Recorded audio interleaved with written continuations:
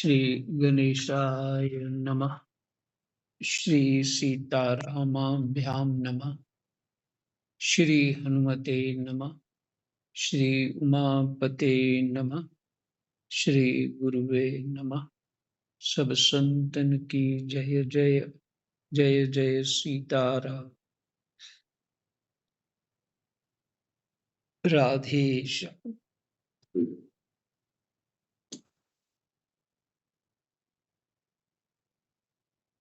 श्रीमद् भागवत महापुराण का महात्म्य में अध्याय 5 श्लोक संख्या 16 से पाठ आरंभ करते हैं। कृष्णाय वासुदेवाय हरये परमात्मने प्रणतः क्लेशनाशाय गोविंदाय नमो नमः।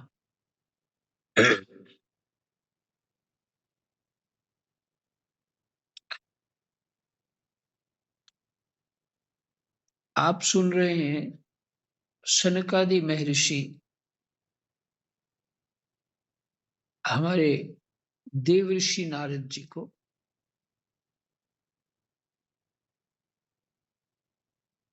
ये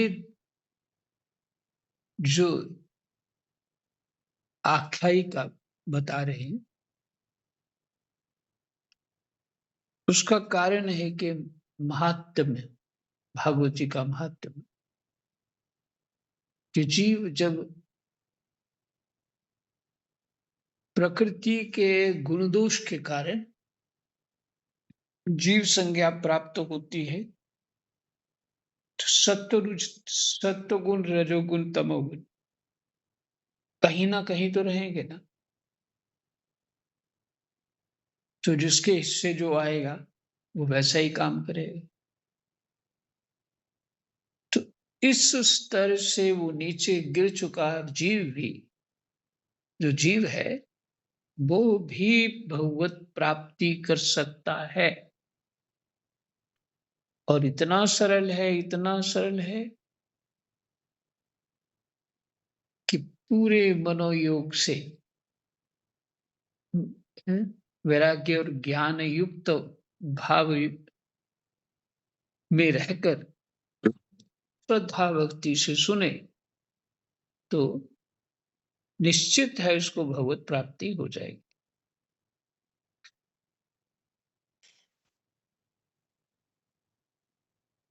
भगवत प्राप्ति का एक ही अर्थ है अपने स्वरूप का ज्ञान हो जाना।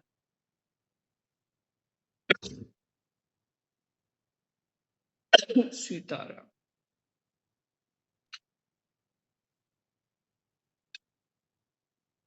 इस कथा को, इस महात्म्य को कौन सुना रहे?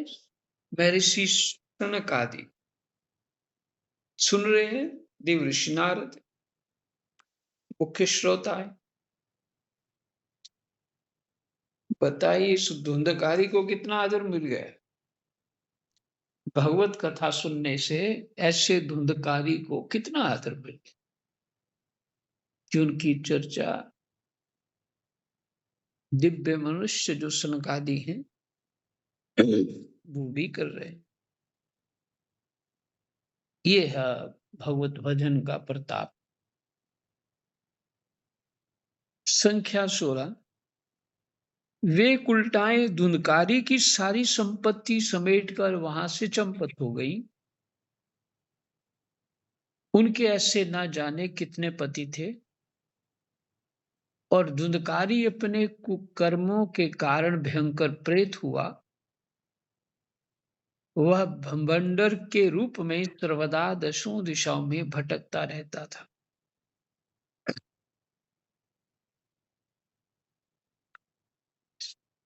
शहरों में पहले कभी कभी देखने में छोटे मोटे भवंडर दिख जाते थे, अब तो नहीं दिखते। तो गांवों में अक्सर दोपहर के समय दिखते हैं। हवा घूमती थी ऐसे ही, थोड़े से कागज उड़ा दिए कुछ इस तरह से, थोड़ी देर उठता चला जाता, फिर दिखता नहीं। पर आजकल मुझे कहीं नहीं दिखते। अब कभी कई सालों से नहीं दिखे। तो मुझे लगता है ये भूत ना इंसान ही बन गए हैं आज के समय के। बवंडर में बवंडर से मुक्त हो गए, इंसान बन गए।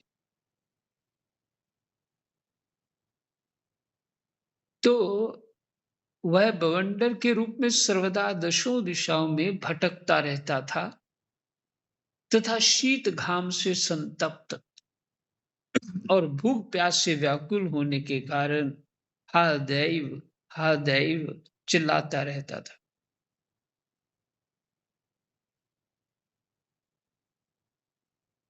स्थूल शरीर तो नहीं होता भूत का, सूक्ष्म होता है।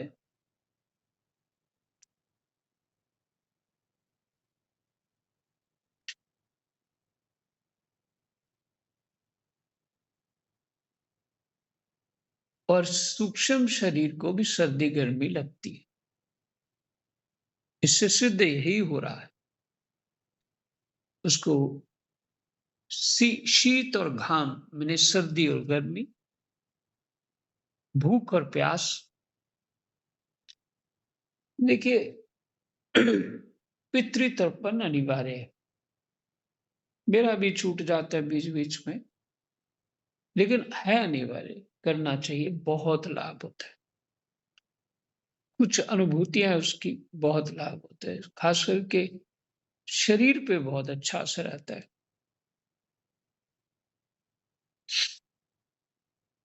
और उसमें श्लोक है, जो पितृतर्पण नहीं करता तो उसके पितृ जो हैं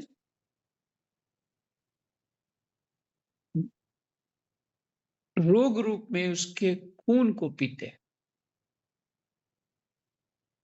रोग रूप में।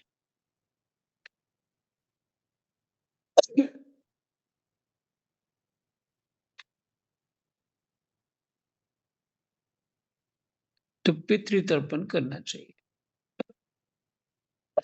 भूख प्यास से व्याकुल होने के कारण हादैव हादैव चिल्लाता रहता था, परंतु उसे कहीं भी कोई आश्रय ना मिला। कुछ काल बीतने पर गौकर्ण ने भी लोगों के मुख से धुंधकारी की मृत्यु का समाचार सुना। तब उसे अनाथ समझकर उन्होंने उसका गया जी में श्राद्ध किया, और भी जहां जहां वे जाते थे उसका श्राद्ध अवश्य करते थे।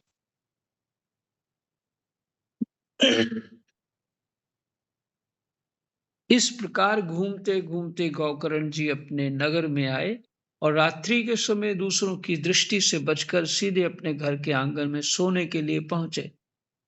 वहां अपने भाई को सोया देख आधी रात के समय धुंधकारी ने अपना बड़ा विकट रूप दिखाया। वह कभी भेड़ा, कभी हाथी, कभी भैंसा, कभी इंद्र और कभी अग्नि का रूप धारण करता। अंत में वह मनुष्य के आकार में प्रकट हुआ। ये विपरीत अवस्थाएं देखकर गौकर्ण ने निश्चय किया कि ये कोई दुर्गति को प्राप्त हुआ जीव है। तब उन्होंने उससे धैर्य पूर्वक पूछा,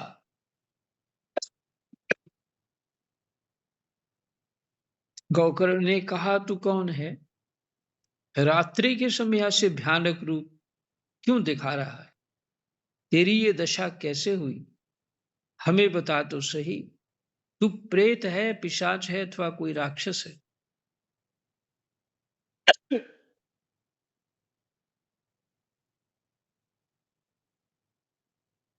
एक बात इसमें आपको कुछ याद आ गया इस प्रसंग में, तो गौकर्ण क्यों नहीं डरे? और कोई होता तो बहुत डरता, वहां दोबारा तो पहुंचता ही नहीं। लेकिन गौकर्ण नहीं डरे। जब अध्यात्म का ज्ञान ठीक होता है तो डर नहीं लगता, डर चला जाता है। कि सृष्टि में एक तृण से लेकर ब्रह्मा तक यही 24 तत्व है मात्र। ज्ञान इंद्रियां, कर्म इंद्रियां, पंच महाभूत, पंच तन मात्राएं, मन बुद्धि चित्त अहंकार,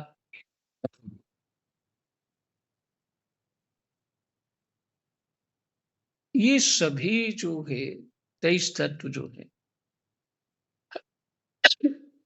सभी जीव जड़ चेतन के पास है।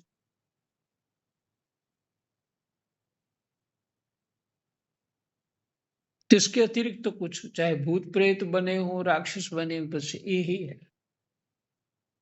अब ये हो सकता है कि कोई अपने प्रारब्ध वश तुम्हें हानि पहुंचा दे, लेकिन अगर अगर सूक्ष्म शरीर है कोई, तुम अपने धर्म और कर्म में, अपनी शुद्धता में, अपने भजन साधन में लगे रहते हो, तो कोई सूक्ष्म शरीर तुम्हें छू भी नहीं सकता। कुछ किसी प्रकार का कोई तुम्हें हानि नहीं दे सकता। और यदि तुम वास्तव में बिल्कुल भजन में ही संलग्न हो, तो देखिए गोस्वामी तुलसीदास जी को प्रेत ने कहा कि मैं तेरे से खुश हो गया, तुम मांगो मेरे से कुछ लेना है तो। गोस्वामी जी बोले तुम क्या दे सकते हो, पता तो था ये कुछ दे नहीं सकता। उसने कहा कि गोस्वामी जी बोलते हैं भगवान के दर्शन करा सकते हो? उसने कहा नहीं, राम राम वो तो नहीं करा सकता। तो फिर क्या कर सकते हो मेरे लिए? कि जो करा सकते हैं दर्शन, उनके दर्शन कैसे होंगे वो बता सकता हूँ। वो कौन है? हनुमान जी। तो वो कहाँ है? उन्होंने बताया कि वो यहाँ मिलेंगे। और वो गोस्वामी तुलसीदास जी ने हनुमान जी को पकड़ा था। तो अब ये बात इसलिए सुनाई, पंच तत्व जो जो अ, प्रकृति है, अध्यात्म का ठीक से ज्ञान हो तो भय किस बात का? जिसको ज्ञानी लोग होते हैं वो कहीं भी डरते नहीं, उनको पता है ऐसा। अब ये तो नहीं हो सकेगा कि बिजली में भी वही गुण है तो हम जाके बिजली को छू ले, या जानवरों के जाके बीच बैठ जाए। हाँ, तुम्हारा अध्यात्म समर्थ इतना है, हम्म, दूसरे के चित्त के विकार को शांत करने का, तो तुम्हें कोई पशु पक्षी इत्यादि तुम्हें हानि नहीं पहुंचा सकते। तो ये अपने ऊपर निर्भर है। और यदि ऐसा नहीं है तो अपनी सुरक्षा स्वतः करो। और जो अशुद्ध रहते हैं, जिनकी मनोवृत्ति ही अशुद्ध रहती है, झूठ कपट पे विश्वास रहता है कि संसार अपने आप उग गया है, कोई भी ट्रिक करेंगे, कोई भी तिगड़म करेंगे तो बहुत कुछ पा लेंगे। जिनकी ऐसी विश्वास है, ऐसी मति है, ऐसी दुर्बुद्धि है कि कोई भी तुम्हें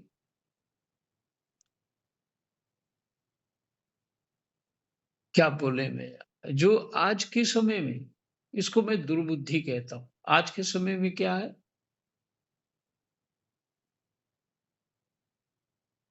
कोई टोली बना ली, ये महात्मा जो है ना हमें सब कुछ दे देगा, और व्हाट्सएप करके एक दूसरे का प्रोत्साहन करते रहते।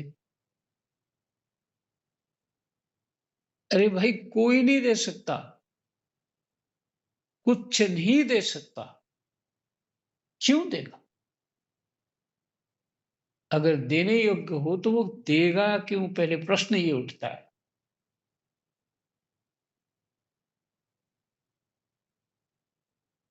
ऐसे थोड़ी तुम उसकी फोटो लटका लोगे और उसको गुणगान करने लग जाओगे, उस प्रति श्रद्धा रखोगे तो वो तुम्हें दे देगा।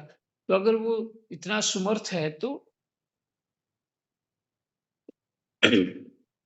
जानता है तो वो बिल्कुल नहीं देगा। हम मान लेते हैं झूठ-मूठ कोई उसने दिया है। हुँ? कर्म तो हमारा हमको दे नहीं रहा। जिसने देना है वो दे नहीं रहा। क्योंकि चित्त के विकार ही इतने हैं। लोभ, लालच, झूठ झूठ पे विश्वास, कपट, दंभ, माया ये सब कुछ भरी पड़ी। अज्ञानता, सिर्फ शरीर के सुख की कामना है। तो बताइए कोई ज्ञानी उसको क्यों देगा? जिसको शरीर के सुख की ही कामना बनी रहे। वो तो भक्ति ज्ञान वैराग्य दे सकता है।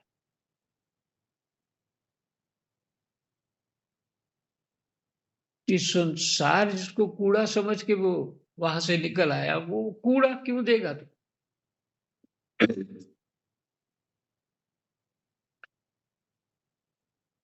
पर तुम्हें कूड़े का महत्व वैसा है, शायद इसलिए लोग इस तरह से बेबुद्धि से कुछ विचार नहीं करते, शास्त्र अध्ययन नहीं करते, कुछ अर्थ नहीं समझते। ऐसा विश्वास बना लेते वो महात्मा दे देगा। कोई बताओ तो सही किसने दिया है? सिर्फ अपना विश्वास बनाने लेने से कुछ नहीं होता।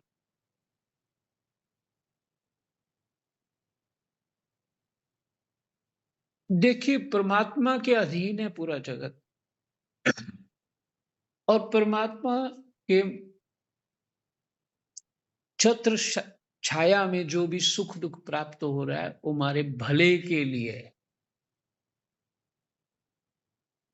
हमारी योग्यता के अनुसार है।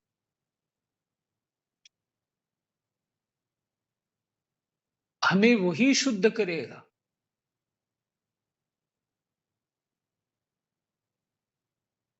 तो पहले से ही उस भगवत कृपा के आश्रय में पहले से हम, दूसरा वहां कौन टांग अड़ा सकता है?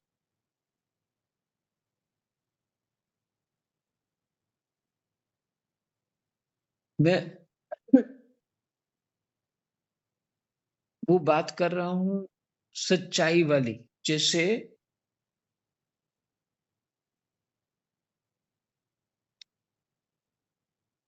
भक्ति ज्ञान वैराग्य की चर्चा चल रही है। यहाँ तो कोई पैसे नहीं रहते, खर्चे ज्यादा हो गए हैं, अब क्या करें? तो कथा सुन लेते हैं तो धन बढ़ जाएगा। ये तो बच्चे को उसी तरह टॉफी देने वाली बात है कि वो जो पढ़ लेगा या चुपचाप बैठ जाएगा या आपकी बात मान लेगा। शास्त्र ही कह रहा है जो मैं बात कह रहा हूं, दूसरे शब्दों में शास्त्र ही कह कि मूढ़ लोगों को लगाने के लिए ऐसा किया है। और फिर ये भी कह रहा है कि ऐसा नहीं कि नहीं होता, होता है, पर अपने ही पुरुषार्थ से होता है, कोई दे नहीं सकता किसी को। दशरथ का अगर दे सकता है, ले सकता है तो दशरथ का दुख बांट लेते बाकी लोग। ऋषि महर्षि कौन वहां ऐसा नहीं था कि जो बांट नहीं सकते थे।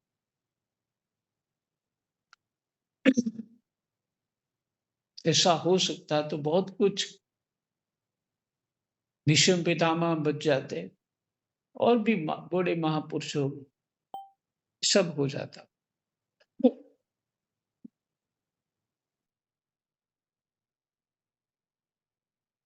कोई भगवान के साथ जोड़ सकता है?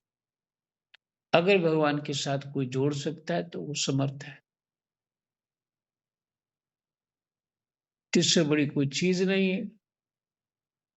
भगवान के साथ जुड़ गए तो पहली बात यह है कि अगर ये गलती करी संसार के कामनाओं की, संसार के सुख की,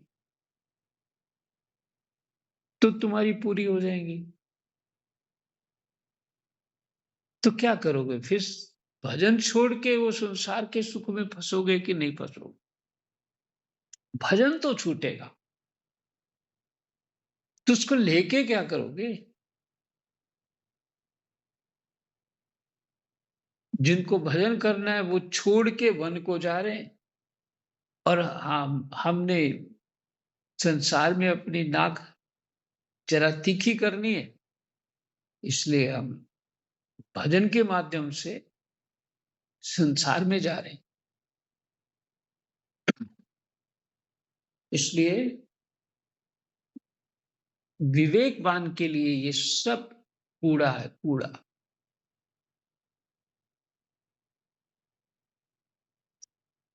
सीताराम। तो गौकर्ण डरे नहीं, क्यों नहीं डरे?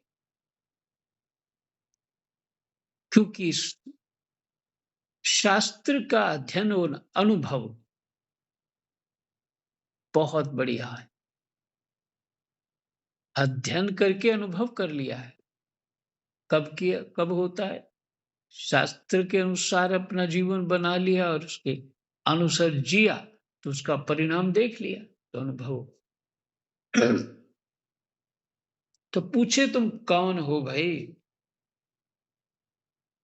सूर्य कहते हैं गौकर्ण के इस प्रकार पूछने पर वह बार बार जोर जोर से रोने लगा। उसमें बोलने की शक्ति नहीं थी, इसलिए उसने केवल संकेत मात्र किया।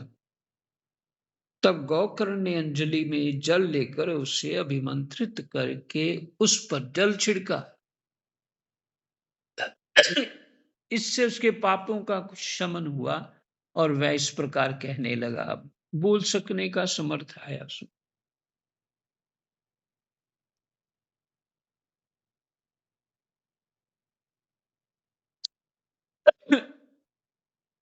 प्रेत बोला, मैं तुम्हारा भाई हूं, मेरा नाम है धुंधकारी।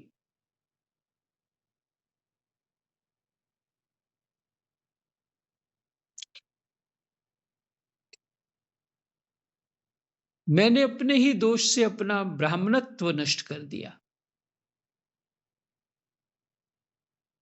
मेरे कुकर्मों की गिनती नहीं की जा सकती। मैं तो महान अज्ञान में चक्कर काट रहा था, इसी से मैंने लोगों की बड़ी हिंसा की। अंत में उल्टा स्त्रियों ने मुझे तड़पा तड़पा कर मार डाला। इसी से अब प्रेत योनि में पड़कर यह दुर्दशा भोग रहा।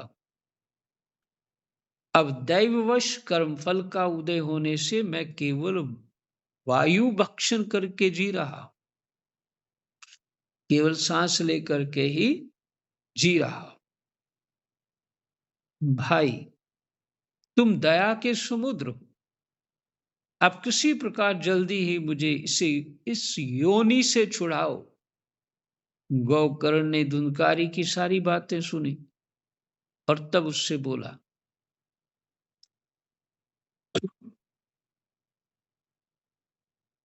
गौकर्ण ने कहा, भाई, मुझे इस बात का बड़ा आश्चर्य है। मैंने तुम्हारे लिए विधि पूर्वक गया जी में पिंडदान किया, फिर भी तुम प्रेत योनि से मुक्त कैसे नहीं हुए? यदि गया श्राद्ध से भी तुम्हारी मुक्ति नहीं हुई, तब इसका और कोई उपाय ही नहीं।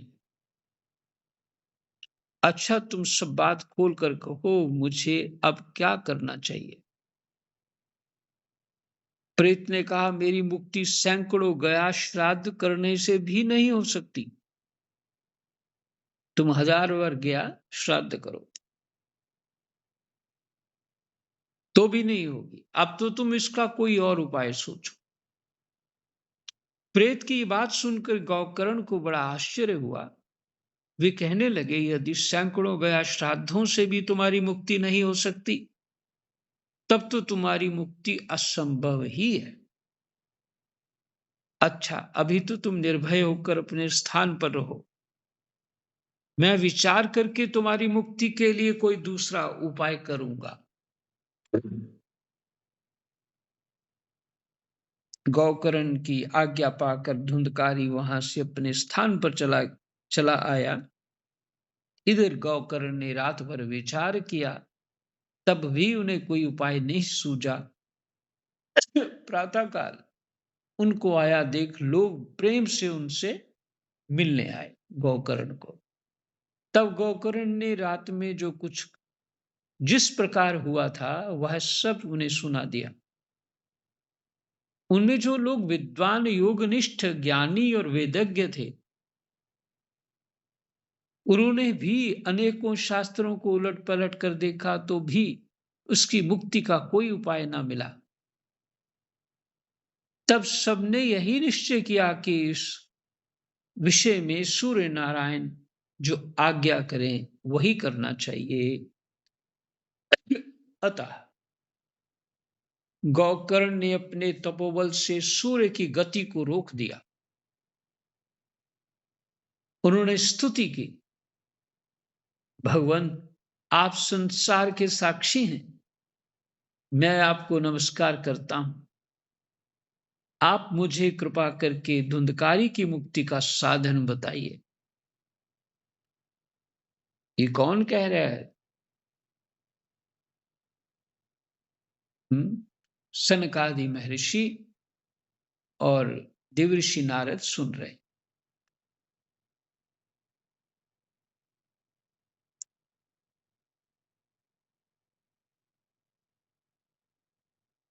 मुक्ति का साधन बताइए। गौकर्ण की ये प्रार्थना सुनकर सूर्यदेव ने दूर से ही स्पष्ट शब्दों में कहा, श्रीमद् भागवत से मुक्ति हो सकती है,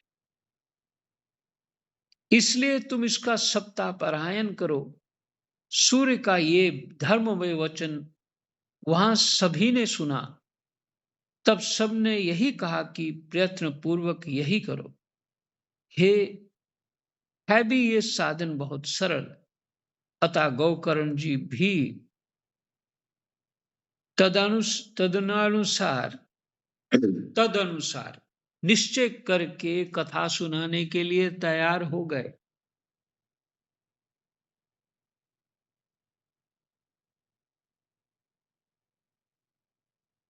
तैयार तो हो गए हैं, पर हमारा समय हो गया है, यही विश्राम कर देते। हम्म, हम्म। गौकर्ण जी भी तदनुसार निश्चय करके कथा सुनाने के लिए तैयार। जय जय सीताराम, राधे श्याम, कृष्णाय वासुदेवाय, हरये परमात्मने, प्रणतः क्लेशनाशाय गोविन्दाय नमो नमः। जय जय श्री राधेश।